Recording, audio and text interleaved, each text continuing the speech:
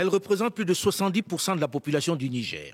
Et par son âge, moins de 25 ans, elle est de fait l'avenir du pays. Un avenir confronté à une faible scolarisation, à un chômage endémique et de plus en plus perméable aux discours obscurantistes des extrémistes islamistes qui ensanglantent le Sahel depuis plus d'une dizaine d'années maintenant. Une préoccupation majeure pour les pouvoirs publics qui s'interrogent sur les politiques à adopter pour éviter d'en faire des bombes sociales. Les nations, les institutions rivalisent d'ingéniosité pour élaborer des stratégies pour éviter qu'elles ne basculent dans la violence et le radicalisme. Mais dans le même temps, elles s'insurgent contre cette approche adoptée par tous, et si on arrêtait de les considérer comme un problème à résoudre, et si on les percevait, les traitait plutôt comme partie de la solution. En gros, et si pour une fois on les écoutait, on écoutait leurs aspirations, leurs propositions. Bonjour à tous et bienvenue dans le débat africain qui est ce dimanche à Niamey, la capitale du Niger, en marge du festival Soleil d'Afrique, qui a fait de son credo un cadre de dialogue avec la jeunesse, un espace d'échange d'idées et de créativité où s'exprime cette jeunesse qui a soif de parler. Plusieurs invités sur ce plateau. D'abord, Léana Seni Issa, réalisatrice, directrice de l'agence de communication Zara Productions et lauréate du prix Jeune Leader engagé en faveur de la paix et de la sécurité en Afrique pour son œuvre Sensibilisation des jeunes sur les méfaits de l'extrémisme violent au Niger. Ce prix récompense les jeunes ou groupes de jeunes dont l'activité dans la prévention et la lutte contre l'extrémisme violent a enregistré le plus grand impact. Elle réalise des films promotionnels, des documentaires et des fictions de sensibilisation pour la jeunesse sur les questions notamment de sécurité, de terrorisme et d'enrôlement des jeunes. Bonjour Léana Seni. Bonjour. Grosse activité, félicitations. Second invité de ce plateau de Niamey, Fatoumata Adel Bari, médecin généraliste et humanitaire, écrivain, consultante en communication de la santé. Bonjour Fatoumata. Bonjour. C'est plutôt un médecin assez particulier. Notre troisième invité de ce plateau du Soleil d'Afrique à Niamey est l'hôte de ce festival multiculturel. Rayon d'Afrique qui en est à sa deuxième édition. Sani Fatoumata Morou, qui est la directrice générale, promotrice et propriétaire du centre culturel Espace Soleil d'Afrique au Niger, ancienne ministre du Tourisme et de l'Artisanat. Bonjour, Madame la ministre. Bonjour, Monsieur Foucault. Vous avez perdu l'habitude qu'on vous appelle comme ça. Oui, c'est vrai. Notre quatrième invité de ce plateau consacré aux jeunes est Kader Kanei, le fondateur et président de l'université African Development Universalis, une institution universitaire d'un genre nouveau installée à Niamey. Il nous expliquera les contours de cette université. Bonjour, Kader.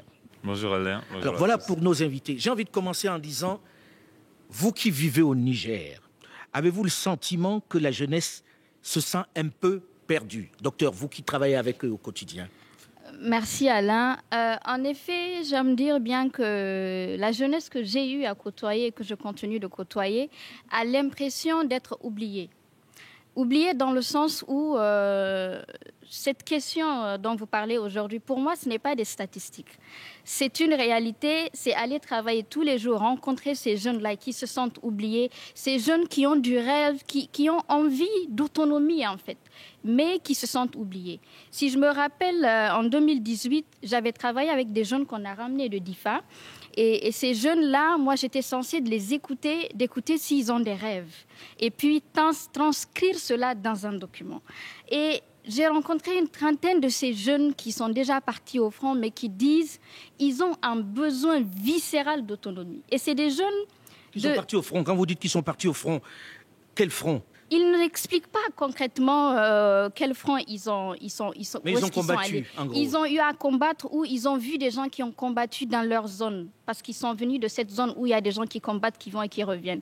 Et ils vous disent, c'est des jeunes de 8 à 15, 18 ans maximum, qui vous disent, il y a un besoin viscéral d'autonomie. Moi, je veux pouvoir travailler et pouvoir être indépendant. Mais dans le même temps, il n'y a pas de travail dans le coin. Il n'y a pas de travail dans le coin. Les travaux qu'ils essayent à faire, des travaux manuels, ça ne paye pas bien. Et donc, quand cette jeunesse-là se rend compte comme si elle n'est pas considérée, elle ne fait pas partie intégrante de cette société qu'on essaye de construire, c'est une jeunesse qui est frustrée. Et donc, pour moi, ce que je vois dans cette jeunesse, que ce soit à Tillabéri, que ce soit dans d'autres régions, c'est que dans les villages, je ne sais pas trop pour les grandes villes ici, mais dans les villages, on a l'impression que cette jeunesse, elle est oubliée, qu'elle est frustrée, elle a un besoin viscéral pour l'autonomie. Oubliée, frustrée, le mot revient souvent. C'est les mêmes que vous avez rencontrés, Léanie? Oui, exactement, c'est la même chose, plus ou moins, ou peut-être plus dramatique, parce qu'en les écoutant, c'est vrai, c'est une jeunesse qui a envie de s'exprimer. Elle a envie de s'exprimer, mais elle n'a pas cette liberté d'expression. Et j'ai tendance à comprendre que c'est parce qu'elle est manipulée par la politique. Si vous parlez positivement, en fonction de la régime, vous êtes un pro-régime. Et si vous essayez de critiquer d'une manière négative la politique, vous êtes manipulé par l'opposition. Donc, du coup, si vous êtes manipulé, si vous donnez cette impression à la population ou au régime, vous êtes emprisonné ou peut-être en garde à vue. Donc, elle est renfermée en elle. Elle n'a pas cette liberté d'expression. Elle n'a pas cette liberté d'exercer ce qu'elle veut. Et si elle est enrôlée dans cette situation d'extrémisme, c'est parce qu'il y a l'injustice. Il y a la pauvreté, il y a la discrimination. Et comme Abel vient de le dire, ça crée la frustration. Et quelqu'un qui est frustré, il est capable de tout. Et ce qui est dangereux, ils acceptent la situation et ils sont beaucoup plus enrôlés dans la situation. Et pendant mes activités de sensibilisation, c'est pour leur donner la parole, les écouter. Le mettre sur le site internet et partager avec la population. Deux fois, il y a quelques-uns qui arrivent à s'exprimer. Mais la majorité, ils préfèrent se renfermer. Pourquoi? Ils ne font plus confiance. Ils ne font plus confiance à ceux qui leur parlent. Oui. Est-ce que c'est la même chose que vous rencontrez ici, Madame la Ministre? Vous qui êtes ici, Madame Sani, est-ce que c'est la même chose dans les zones urbaines? Parce que les deux vous parlent des zones rurales, en parlant de désespoir, de frustration. Est-ce ce qu'on vit ici à Niamey? Oui, Adèle et Léhana ont dit le mot frustration. Et c'est le mot qui revient chaque fois qu'on rencontre des jeunes. Pas plus tard que ce matin, je vous ai raconté au moment de la conférence, j'ai trouvé un tas de jeunes agglutinés derrière les grilles. Je leur dis, écoutez, mettez un peu d'ordre et après on va s'arranger. Vous allez, non, non, non, on est frustrés, on veut rentrer. J'ai dit, bon, c'est le mot qui revient. Certainement, la frustration est sous plusieurs formes. N'est-ce pas? Quand ils n'arrivent pas à trouver du travail, ils sont frustrés. Quand ils n'ont pas ce qu'ils veulent, ils sont frustrés. Quand ils ne peuvent pas aller à l'université ou qu'ils n'ont pas mené des études, ils sont frustrés. Ils sont frustrés quand ils voient d'autres qui ont de l'argent facile. La frustration est multiforme. Mais mon discours à moi, il est le même. Rien n'est immuable. On peut tout changer. Il faut juste se mettre dans la disposition d'esprit qu'il faut. On va y arriver. On va y arriver parce qu'on est là pour chercher des solutions. Merci. Commencer, en tout cas, entamer un dialogue avec eux.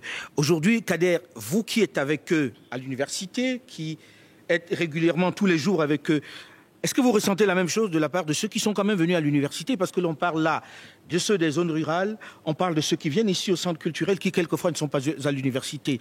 Là où vous êtes, revivent-ils la même frustration? Ah oui, absolument. Je pense que cette frustration, elle est généralisée, elle est pervasive d'une certaine manière. Et peut-être qu'elle va même un peu plus loin. En général, quand je rencontre un jeune, la première chose que je lui demande, c'est quels sont tes rêves dans la vie? Qu'est-ce que tu as envie d'accomplir? Et franchement, de manière empirique, je suis venu au constat qu'il y a comme une dépression, comme quand il y a une crise économique, bon, il y a une crise des rêves. Personne ne parle d'espoir ici. Personne ne parle d'aspiration. Personne ne parle de grandeur, de folie. Enfin, en fait, tout le monde est occupé à survivre, même ceux des villes, même ceux dont les parents arrivent à se sacrifier pour les envoyer. Nous, on fait un très grand travail de déconstruction dans la tête pour les amener à dire il faut qu'on construise ici. Sinon, beaucoup viennent à l'université pour avoir ce premier niveau de diplôme qui leur permet de rebondir et sortir d'ici et dire que voilà, Dieu les a sauvés du pays, quoi. La frustration, elle est énorme et je pense qu'on ne fait pas assez pour la dissiper. Alors, j'écoute frustration. Mais en même temps, on écoute les parents dire qu'est-ce qu'ils veulent qu'on fasse alors? Ce n'était pas meilleur de notre temps. On n'était pas plus pris en charge de notre temps. Que répondez-vous à cela? Vous entendez cela comme moi? Docteur, vous avez dû entendre ça régulièrement. Dans les discussions qu'on a eues ici, à ce forum, ce matin, on écoutait encore des personnes, et même hier, des personnes qui disaient mais de quoi ils ont vraiment besoin? Est-ce qu'ils ne sont pas dans la facilité? Qu'est-ce qu'ils vous disent lorsqu'on dit ça? Quand j'entends une question comme ça, ils sont dans la facilité. Je reviens une fois de plus, moi, dans le contexte encore rural. Donc, vous comprenez, un jeune qui est né dans une précarité absolue, dans une zone qui aujourd'hui encore devient de plus en plus précaire parce qu'il y a des gens qui se déplacent, qui viennent se renforcer à ces personnes qui sont déjà vulnérables. C'est, comme l'a dit Madame la ministre, c'est des jeunes qui en réalité, dans la tête, pensent que quand on est né précaire, on est né dans la pauvreté, peut-être qu'il n'y a pas d'issue. Ils n'ont même pas cette capacité de se dire « je suis né pauvre, je suis dans une précarité, il y a une possibilité de sortie ». C'est peut-être cela, en fait, que nos aînés prennent comme une sorte de fait que les jeunes disent que c'est peut-être un peu facile pour eux. En réalité, c'est que si le jeune n'est même pas conscient que même s'il est né dans la précarité, il y a des possibilités à ce qu'il se batte et qu'il s'en sorte, il ne va pas le faire. Donc il va s'asseoir pour dire qu'il n'y a rien et se mettre dans l'émotion, à se mettre à exprimer cette frustration. Et une frustration qui n'est pas écoutée, entendue, des demandes d'un enfant qui n'est pas entendu, c'est comme un adulte perdu. Donc ils vont grandir aussi, ils vont être des adultes perdus parce qu'il y a eu à la base une frustration qui n'a pas été entendue, mais peut-être qu'il faut un dialogue après tout. Il faut un dialogue. Alors on écoute des gens qui disent qu'est-ce que les autres proposent pour qu'ils les suivent, pour qu'ils en arrivent à tuer, pour qu'ils en arrivent à s'enrôler dans des groupes violents, radicaux. Est-ce qu'ils donnent plus d'espoir, finalement? Oui, ils donnent plus d'espoir parce qu'on sait que la population cible des terroristes, c'est la jeunesse. Et la jeunesse, pas n'importe quelle jeunesse, mais ceux qui sont dans la vulnérabilité, ceux qui cherchent, qui vivent du jour au jour, ou ceux qui passent pratiquement toute une journée sans manger. C'est plus facile de les enrôler avec de l'argent. Et voilà, c'est la méthode qu'ils utilisent. Mais moi, je pense ils suivent pour manger. Pour manger, pour remédier le problème, pour sauver la famille en quelque sorte. Parce que toute la famille, c'est toute une famille qui est dans la pauvreté. En enrôlant 2-3 personnes de la famille, ça permet la survie de cette famille. Et on comprend que pourquoi l'enrôlement est plus facile. Mais là, il y a le problème. Quelle est la solution? Le problème, on sait que c'est la pauvreté, le manque d'emploi. Je suggère à notre État, le gouvernement, d'insérer les activités génératrices de revenus dans le cursus scolaire, que ça soit du niveau moyen. On va arriver aux solutions, mais on fait déjà un constat. Ouais. On va arriver aux solutions. Là, vous dites, on leur propose des solutions là-bas, mais quand même, il y a quelque chose de particulièrement violent. Quelqu'un qui dit, je vais aller tuer pour manger. Je vais aller tuer un voisin pour manger. Non, Madame Sani. C'est dramatique. C'est dramatique. C'est dramatique parce qu'on mange un jour, on mange 2 jours, mais si on doit aller tuer pour manger, tuer le voisin, on mange tuer tout le temps, un innocent. On ne va pas passer sa vie à tuer parce qu'on veut manger. Donc c'est vraiment un drame auquel il faut s'attaquer par tous les moyens et trouver les solutions. Et moi, je garde espoir. Vous avez dit qu'on arriverait tout à l'heure aux solutions. Et moi, je suis du genre vraiment à positiver. Il y a certes des difficultés, n'est-ce pas? C'est entendu, c'est reconnu, on le sait. Maintenant, quelles sont les solutions? Comment s'y attaquer? Et par où commencer? Peut-être que ce serait bon de l'examiner. Par où commencer? Avant d'entrer, parce que ce sera l'essentiel, par quoi on commence? Est-ce que ces jeunes-là, vous avez déjà entendu le regard qu'ils posent sur les radicaux qui sont en train d'ensanglanter leur pays, qui viennent d'ailleurs avec des doctrines assez obscurantistes? Vous qui êtes universitaire, Kader, est-ce que vous les entendez là-dessus? Oui, on fait pas mal de cadres d'échange à l'école sur des questions comme ça, parce qu'on continue toujours de rappeler aux étudiants qui sont ici qu'ils sont les privilégiés, le 1% du 1% même, et qu'ils ont la responsabilité d'aider les autres. Et vraiment, quand on se projette, on a presque failli avoir un étudiant qui était ce qu'ils appellent les repentis.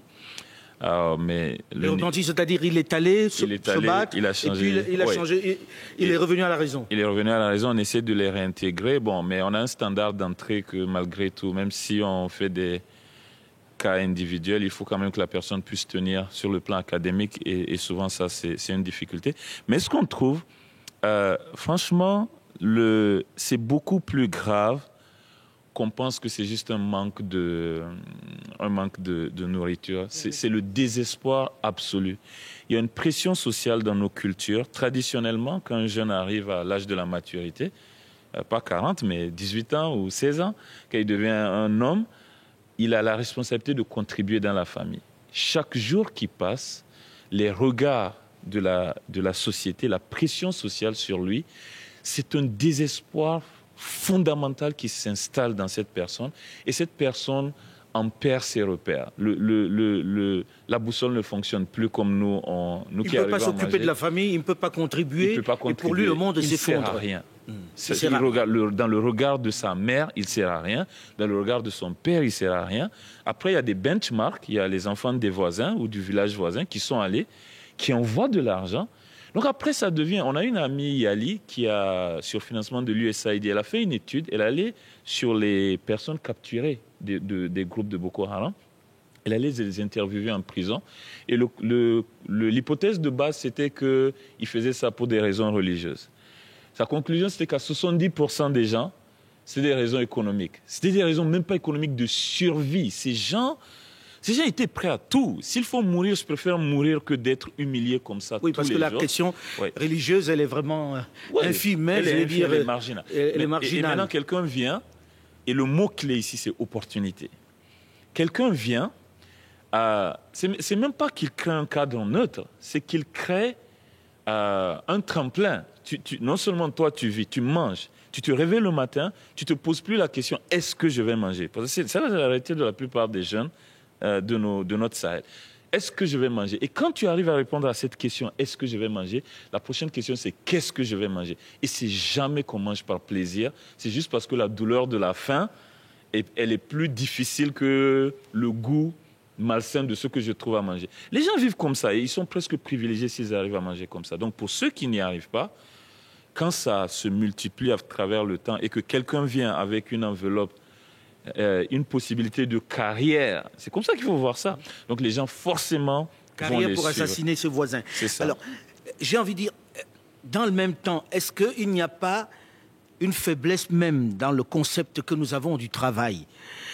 On a le sentiment que tout le monde attend tout de l'État. Est-ce qu'on est quand même conscient que l'État ne peut pas tout donner? Est-ce qu'on n'a pas travaillé à faire croire à tous ces jeunes, Adèle, que le travail va forcément venir de l'État et que s'il a une situation, ça va venir de l'État? C'est clair qu'une bonne partie de la jeunesse, à un moment donné, pensait que c'est l'État qui allait résoudre les problèmes et ça générait une sorte de frustration parce qu'il n'y a que les personnes âgées encore qui ont les postes qu'il leur faut. Mais je pense que de mon avis personnel, c'est l'auteur qui parle, pas l'humanitaire, de mon avis personnel, c'est que dans les zones urbaines, les jeunes ont commencé quand même à comprendre qu'on n'attend plus rien de l'État. Il y en a une bonne partie qui se lance dans l'entrepreneuriat, même si c'est une question aussi à revoir parce qu'on a plus maintenant de jeunes qui vont à l'entrepreneuriat parce que justement, on prend l'opportunité, on veut se faire de l'argent tout de suite, pas parce qu'il y a un besoin à combler ou par passion ou par vocation. Mais si je reviens encore une fois de plus au contexte de ces jeunes qui sont dans les zones rurales, les jeunes de 7 à 18 ans que moi j'avais rencontrés qui venaient de Difa, ces jeunes-là, il n'y en a pas un seul qui dit que moi je veux un poste de l'État, il n'y en a pas un seul qui dit que mais moi je veux... Mais qui va lui donner du travail alors, voilà. Puisqu'il dit qu'il n'a pas de travail? Tout ce qu'il veut, c'est qu'on l'aide à trouver un fonds pour démarrer.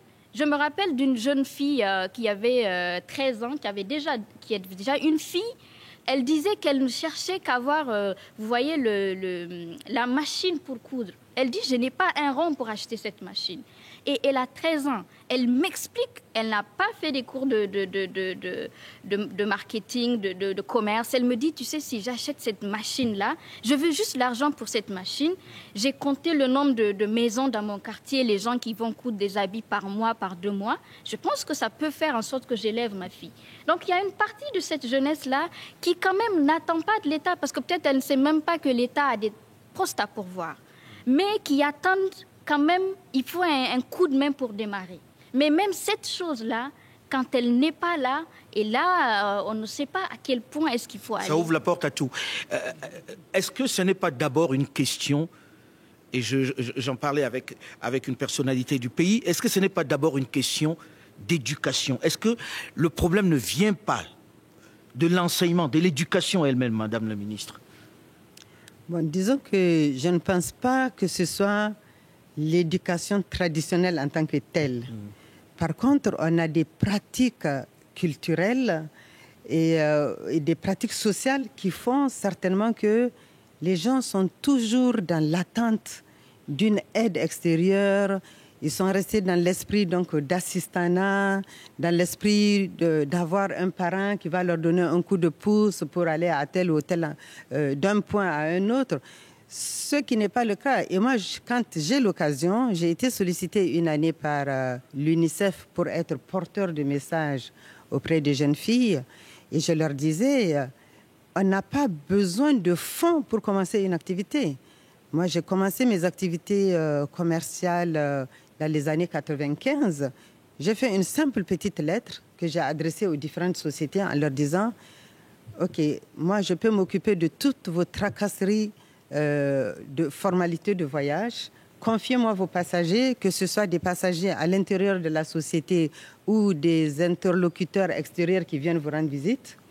Vous me les confiez, je vais les recevoir à l'aéroport, je fais les formalités pour eux et quand j'ai fini tout ça, vous me donnez 10 000. Je constitue mon capital départ avec ça. Il faut être inventif, en tout gros. simplement. Il faut être inventif. Voilà, il faut être inventif. Mais pourtant, il faut on dit se que les jeunes mettre sont dans très la inventifs. démarche que mon bonheur ne viendra pas de quelqu'un d'autre. De quelqu'un d'autre. Il faut que je m'organise, n'est-ce pas, que je me mobilise, que je me structure, que déjà j'imagine quel est mon rêve, que je veuille le mettre donc, en œuvre et aboutir au résultat escompté. Donc, c'est juste on ça. parle des jeunes comme des gens très inventifs aujourd'hui. On voit créer des choses dans des domaines qui ne sont pas de notre époque, en tout cas de mon époque. Est-ce qu'ils sont inventifs ou non? Kader, ils le sont. Vous qui les croisez tous les jours, est-ce qu'ils sont vraiment inventifs? Non, franchement, et pourquoi ce désespoir? Ouais, ils sont inventifs, ils sont créatifs, ils sont innovants. Nous, travailleurs, on est une surtout. université d'entrepreneurs, on le voit. C'est vraiment... Ces gens, ils viennent avec des idées extraordinaires. Adèle a parlé d'un niveau où on a des gens qui attendent une petite aide pour se lancer. Mais au niveau des gens avec lesquels moi je travaille le plus, l'opportunité consiste juste à l'État de se retirer. Le plus grand obstacle aujourd'hui pour les entrepreneurs qui peuvent créer des centaines de milliers d'emplois, ici au Niger, c'est les blocages que l'État met en place. Si quelqu'un se lance aujourd'hui, sur ce que Madame la ministre vient de dire, un jeune lance une petite entreprise comme ça, il prend un bureau quelque part, dans les 3 mois, les impôts vont débarquer. Quand quelqu'un monte une start-up, ça existe, on voit aux États-Unis, on voit en France, dans les écosystèmes de start-up, l'État se retient le temps que la personne sorte un peu la tête de l'eau, puis on dit, bon, allez, on discute maintenant. Mais dès que quelqu'un a une idée, on sent les impôts qui viennent. Bon, c'est quoi? On peut ne pas faire d'activité, ils vont quand même exiger des déclarations ou des impôts fixes, des choses comme ça. Et pour moi, ça, c'est ce qui bride le plus cette jeunesse inventive. Et pourtant, elle est pour moi la plus grande solution. Clairement, on a le secteur public qui ne pourra jamais recruter tout le monde. Le secteur privé aujourd'hui, dans un pays comme le Niger, il est trop faible. Donc la seule solution qui reste, comme ça, mathématiquement, c'est l'entrepreneuriat. Et on a parlé du système éducatif, je rajoute cette couche-là. On a un système éducatif qui crée des fonctionnaires. Mais il n'y a pas d'emploi pour eux. Et on ne leur a jamais appris l'entrepreneuriat. On ne leur a jamais appris à se lancer tout seul. Et donc forcément, on va créer des chômeurs. Moi, je pense que si l'État... Moi, je ne demande même pas de l'argent. Ne donnez pas de l'argent. Mettez l'argent pour faire les routes. Mais juste... Ou pour faire des hôpitaux. Ouais, get out of the way. Je vais confirmer ce que dit Kader. Tout à l'heure, quand on s'est rencontrés, au moment où vous arriviez, vous avez dû voir, juste à l'instant où on s'est rencontrés, un groupe de policiers. Et donc, je leur dis, qu'est-ce que vous me voulez? C'était le bureau des droits d'auteur. Ils sont venus avec une équipe, pour fermer toutes les festivités. Je leur dis, mais pourquoi? Ils me disent, non, il faut payer des droits d'auteur. J'ai écouté, on est samedi aujourd'hui, demain est dimanche, revenez lundi avec une facture. On est en plein dans le sujet. Yeah. Donc, tu l'as dit, et je l'ai vécu en direct, je dirais. Donc, c'est ça. J'ai été Pour vous, l'État est un réel frein pour l'entrepreneuriat des jeunes? Disons, l'État a ses règles, n'est-ce pas? Mais les gens qui doivent appliquer les règles vont souvent au-delà de ce que l'État attend. Parce que là, je suis persuadée que c'est quelqu'un qui se prévaut donc du Bureau des droits d'auteur. Oui. Mais en même temps, les artistes peut-être se sont dit, bon, on est en train de jouer de la musique là-bas, il va bien falloir payer notre salaire, c'est logique. Chaque artiste qui joue ici touche un casier. Oui, mais à côté, il y a les droits. Il y a des droits à payer. Bon, les droits, ils peuvent attendre lundi pour encaisser leurs droits. Bon. Alors, aujourd'hui, quand on dit les jeunes sont inventifs, quand on dit les jeunes ne sont pas paresseux parce que les parents disent non, ils sont dans la facilité, etc. Qu'est-ce qu'il faut faire pour que ça décolle enfin, pour leur redonner espoir aujourd'hui? Parce que c'est de ça qu'il s'agit. Alors, aujourd'hui, Léana, pour vous qui les rencontrez, avec qui vous discutez, puisque vous discutez régulièrement avec eux. Exactement. Qu'est-ce qu'il faut faire pour que ça parte? Est-ce que, avec votre expérience, vous avez une idée de ce qu'il faut faire dans l'immédiat? Moi, j'ai vu le président hier qui disait « Je mets un accent particulier sur l'éducation ». Exactement. Ce sera le credo. Je ne veux pas investir spécialement sur les routes. Je veux former les gens. Est-ce ça la clé? Exactement. Bon. En parlant de l'éducation, je pense que l'idéal serait de mettre l'accent sur le civisme. Le civisme. Le civisme. En changeant avec eux, avec les débats ouverts et tout, on sent qu'ils ont un manque ou une faiblesse de l'amour de la patrie. Si je prends par exemple mon pays, par exemple moi, Léana, je mène cette activité et sensibiliser les gens sur les méfaits de l'extrémisme violent depuis 2016. Je n'ai reçu un franc de l'État et d'aucune association ou de l'ONG, quelque chose comme ça, pour m'accompagner. Je n'ai jamais reçu ça. C'est-à-dire, vous luttez pour convaincre les jeunes de ne pas sombrer dans le radicalisme violent, dans l'extrémisme, mais vous n'avez jamais eu d'appui de qui que ce soit. Jamais. Personne ne vous accompagne. Personne. Mais vous avez le sentiment que ça n'intéresse pas vraiment le pouvoir public. Pourtant, ils en parlent régulièrement. Ça intéresse parce que j'ai déposé le projet au niveau de notre ministère de la Culture, de la Renaissance culturelle. C'était l'appellation à l'époque. J'ai reçu une lettre de recommandation. Et j'ai utilisé cette lettre dans les ministères, les ONG, les instituts internationaux et tout. Je n'ai pas reçu d'appel. Personne ne vous a écouté. On ne m'a pas écouté. Mais cette fois-ci, je suis écoutée avec intérêt. Parce que je reçois même des coups de fil pour que je vienne vers eux, pour qu'ils collaborent avec moi. Moi, je pense qu'on ne peut pas tout attendre de l'État. L'État ne peut pas tous nous prendre en charge. Mais c'est ce qu'on disait, c'est-à-dire qu'à un moment donné, il faut se dire que l'État ne peut pas tout faire. Nous sommes combien d'habitants? Nous avons combien de ministères? L'État ne peut pas tous nous prendre en charge. Oui, donc c'est quoi la solution? Moi, je pense que... oui, Madame la ministre. Moi, je pense qu'il faut peut-être envisager une espèce de conscientisation à grande échelle. Que toutes les associations, l'État, les éducateurs, les parents, que chacun mette la main à la pâte. Je me souviens, on parle aujourd'hui d'une tribune de jeunesse. Nous ne faisons qu'accompagner parce que notre jeunesse, elle est loin derrière nous. Mais à l'époque... Non, pas tant que ça, mais bon. À l'époque, je me souviens, quand on se retrouvait donc dans des forums où on cause, et les gens disent toujours, oui, mais c'est à désespérer de ce pays, on ne peut pas faire ci, on ne peut pas faire ça. Aujourd'hui, le discours est le même. Pourquoi, depuis 50 ans, rien n'a changé?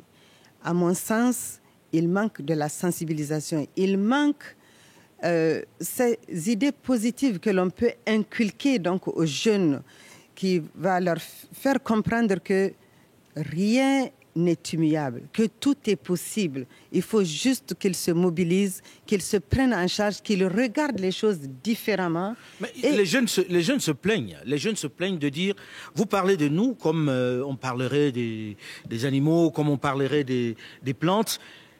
Est-ce que vous nous donnez la parole pour savoir ce que nous voulons, nous? Est-ce qu'il y a eu un cadre dans lequel on a écouté ces jeunes-là, Adèle? Est-ce qu'aujourd'hui, vous avez le sentiment que les adultes qui décident pour eux savent ce qu'ils attendent, ont écouté ce qu'ils attendent? Alors ça, ce serait ambitieux de répondre globalement à cette question, mais pour moi, je sais qu'il y a eu quand même quelques activités, quelques approches qui vont vers les jeunes pour leur dire qu'est-ce que vous voulez, quels sont vos rêves, et sur cette base, ils font des programmes et tout. Je sais qu'il y a eu une étude qui a sillonné le Niger, qui demandait aux jeunes de quoi est-ce qu'ils rêvaient, et bon, finalement, l'étude avait conclu que bon, les jeunes Nigériens ne rêvent pas, mais je pense que... Ils rêvent pas. Ils rêvent pas, sauf que bon, il y en a qui rêvent, on les voit, mais peut-être il faut que tout le monde se mette à rêver.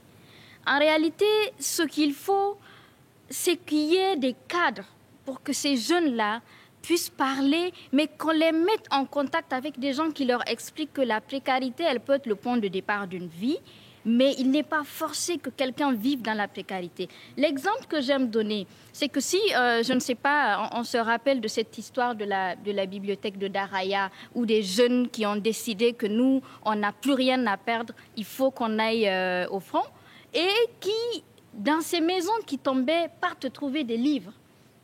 Et ils trouvent des livres, ils vont prendre ces livres pour la première fois, c'est des gens qui n'ont jamais lu d'histoire, mais ils ouvrent ce livre de ces grands philosophes, Ibn Khaldun, de ces livres de Paulo Coelho, et ils ouvrent et ils lisent. Et ils se rendent compte que, tiens, ma vie précaire, là, ma vie de pauvre, là, mais c'est possible de changer cela. Et que peut-être ça ne demande pas une aide extraordinaire de dehors, mais ça demande que je sois conditionnée dans ma tête à me dire qu'à partir d'aujourd'hui, je dois me battre et que je dois payer le prix de ce combat pour me sortir de là. Donc si c'est pas pour dire que la littérature ou les livres peuvent sauver le monde, mais c'est que... Ça peut ouvrir l'esprit, c'est pour ouvrir l'esprit, voilà, pour que le jeune se rende compte que même s'il est né dans la précarité, même s'il n'y a personne pour tendre la main, il y a des moyens parce que les gens l'ont fait et ils les ont écrits dans les livres. Pas seulement dans les livres, mais aller aussi avec d'autres personnes, ne pas attendre qu'il y ait seulement ce cadre, mais aller vers les gens, apprendre... Tanti, comment vous avez fait? Kader, comment est-ce que ça marche? Voilà. Oui, mais dans le même temps, il faut qu'ils puissent rencontrer Tanti, comme vous dites, Madame la ministre, il faut qu'ils puissent rencontrer Kader. Est-ce qu'il n'y a pas une rupture générationnelle réelle dans notre société? Est-ce qu'on arrive encore à avoir cet échange entre les aînés et les plus jeunes? N'avez-vous pas le sentiment que les uns se disent « Oh, c'est des enfants gâtés, oh, ils ne veulent plus rien, ils se plaignent de tout » et finalement, il n'y a pas de communication? Moi, je pense que si, hein, il y a des possibles, il y a des possibilités. Je le vois sur le festival Les Rayons d'Afrique. Oui, mais c'est un cadre. C'est pas un cas. Ce n'est pas général, c'est clair. Mais voilà. il faut là, c'est plutôt de l'exceptionnel. Voilà. Et moi, je me dis, c'est ça. Il faut faire de l'émulation, il faut susciter d'autres vocations. Il faut Parce que quand on arrive l'exemple. ici, à Soleil d'Afrique, on voit des tableaux, on voit des créations de jeunes, on voit qu'ils en ont envie, qu'ils ont envie de rêver. Il y a eu des tableaux de présentés, il y a eu des choses extraordinaires de faites. Oui. On se rend compte que finalement, quand vous dites « ils ne rêvent pas », ils rêvent. Absolument. Sauf que peut-être qu'il n'y a pas de cadre. Oui. Je me trompe quand je dis ça? Non, du tout. Un cadre, il n'y a pas de cadre démultiplié. Voilà. Mais il y en a quelques-uns. Oui. Mais ils sont trop rares peut-être pour la population du Niger, 70% de la population à peine 25 ans. Non, c'est pour ça que je me dis il faut une conscientisation à grande échelle. Il faut que ces cadres-là se démultiplient, qu'il y en ait beaucoup d'autres, que des jeunes aussi pensent à créer des cadres comme ceux-là, qui vont être forcément plus facilement fréquentables par d'autres jeunes. Mais je me rends compte que les jeunes, il suffit de les appeler. Dès qu'on les appelle, ils sont tous mobilisés, ils sont là, ils mettent la main à la pâte, ils comprennent ce que l'on leur dit, ils comprennent, ils arrivent à exhumer ce qui est en leur fort intérieur et à dire leurs attentes. Donc, il faut créer des cadres, les appeler. Et puis, mais on les voit très actifs sur les réseaux sociaux. Très, très actifs. Sauf qu'on a le sentiment que c'est juste de la complainte, mais qui n'arrive pas à se mettre en commun, non, Léana? Oui, c'est exactement cela. Moi, je pense qu'ils sont écoutés par les adultes. Ils font des réunions, des colloques et tout. Seulement, c'est l'action qui est insuffisante. Elle est insuffisante, donc il va falloir multiplier d'efforts. Kader? Oui. Alors moi, j'ai une opinion différente. Je pense que ils sont écoutés peut-être, mais pas dans le bon cadre. OK, on fait le festival Rayon d'Afrique, on est tous là, la première dame est là, on a le grand Alain Foucault. On sait que ce qui va se faire ici va aller loin.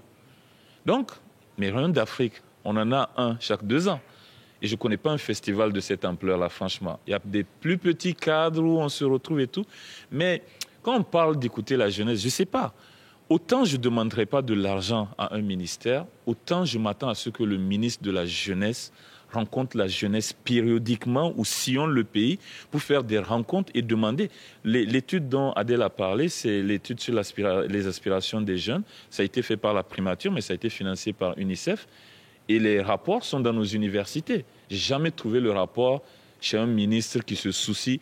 Et si on fait une dictée ou une interrogation aujourd'hui et on demande parmi nos autorités qui connaît le contenu de ce rapport, je suis sûr qu'on n'aura pas 20 sur 20 de copies, quoi. Donc, voilà, j'ai l'impression que les jeunes existent dans les périodes où on a besoin d'eux, qu'on les appelle, qu'on veut leur parler, le bétail électoral pour nous. Mais quand il s'agit de les écouter, franchement, c'est des outliers. C'est une cellule d'analyse qui fait une étude. Les résultats sont diffusés dans des réseaux où l'impact n'y est pas. Si on faisait, comme dans certains pays où la jeunesse, je considère qu'elle est mieux écoutée, et qu'on faisait un forum annuel où on fait venir des représentations de toutes les formes de jeunesse et que la plus haute autorité est là au milieu et que les gens peuvent lui poser des questions. Il y a une forme de considération que les jeunes ne ressentent pas. Il faut les prendre en compte, il faut les écouter, oui, voilà. Il faut leur accorder de l'attention. C'est ça. Et on l'a vu, nous, ici au Niger, par exemple, au début, puisqu'on parle très librement, on parlera quand il faut critiquer, mais il faut parler quand ça se fait aussi. Franchement, on a un président phénoménal au Niger. Quand il a commencé, le niveau de frustration générale a juste baissé. Et c'est simple. Pour quelle raison? Parce qu'il a humanisé la relation, je dirais, d'une certaine... On s'est senti... Je dirais que la jeunesse s'est sentie écoutée. Et surtout qu'il parle beaucoup d'éducation. Oui, l'éducation. Donc, il en parle tout le temps. Il dit que les jeunes, c'est sa priorité, que l'éducation... Il disait que si ce n'était pas qu'on était en guerre, d'une certaine manière, l'éducation allait être le plus grand budget alloué. Donc, je pense ce que les jeunes veulent, c'est juste cette sensation de respect. On n'a pas besoin d'argent pour faire ça. On a besoin de les appeler, comme ici, mais peut-être avec tout le monde, et de leur dire, allez, allez-y, qu'est-ce qu'on peut faire et quelles sont vos suggestions de solutions? Est-ce que ce n'est pas quelque chose que vous, universitaires, en partenariat avec d'autres, puisqu'on dit que l'État ne peut pas tout faire, pouvez organiser, vous qui êtes dans l'humanitaire, de façon à avoir de grandes rencontres avec des jeunes qui se sentent pris en compte, même si ce n'est pas l'État, que ce ne soit pas seulement ces obscurantistes, ces extrémistes violents qui les prennent en compte. Est-ce que ce n'est pas quelque chose à faire? Il faut Adèle? Absolument justement que on fait plein de choses à Niamey, hein. Dans les grandes villes, on fait plein de belles choses. Il faut que nous, les jeunes aussi, on prenne en compte d'aller dans ces zones-là, d'aller dans là où il y a la précarité. Parce qu'aujourd'hui, un jeune de CM2 qui rencontre Kader Kane dans un village à je ne sais combien de kilomètres de Niamey, qui n'a jamais peut-être vu autre chose que sa case, ça lui fait rêver. Il garde une image de que je peux devenir cette personne. Surtout si Kader lui raconte, voilà ce que moi j'ai fait pour devenir ce que je suis. Il faut que nous, les jeunes qui sont dans notre zone urbaine, qu'on puisse aller rencontrer ces jeunes qui sont dans la précarité. On vous a fait venir parce que vous êtes des jeunes, à part Madame la ministre et moi sur ce plateau. Il s'agit de vous, en réalité. Est-ce que ce n'est pas une tâche que vous devez vous donner? C'est un peu ça le débat qu'on ouvre aujourd'hui, en espérant que bientôt on viendra vous voir et que vous serez avec 1000, 2000 jeunes que vous aurez amenés avec vous et qui auront oublié le chemin de... Oui, mais en partenariat. C'est une tâche nous, on est prêts à l'organiser. Après, il faudrait que les personnes qui peuvent prendre les décisions, parce que il faut aussi se dire, quand on organise des choses que les jeunes savent que ça ne sera que de la réflexion, sans impact derrière, généralement, ils ne viennent pas. Mais vous pouvez bousculer. S'ils sont nombreux, ça fait peur aux politiques. Croyez-moi, ça leur fait peur. Parce qu'ils savent que ces jeunes vont voter et que leurs parents tiennent compte de ça. Le temps tourne malheureusement vite. Nous arrivons malheureusement au terme de cette émission. Merci, Madame la Ministre, d'avoir organisé ce festival qui permet à des jeunes de se rencontrer et de montrer leur créativité. On espère que ce festival durera, qu'on ne s'arrêtera pas à la 2e édition. Qu'il y en aura d'autres. Merci à vous en tout cas d'avoir accepté de venir en débattre. Merci Alain. Le débat africain s'est terminé pour aujourd'hui. La réalisation de ce magazine était assurée par Sébastien Faye, avec à ses côtés Thomas Holland. Au cadre, Hamidou Abdoulaye et Abdou Abderrahmane. L'actualité continue sur France 24.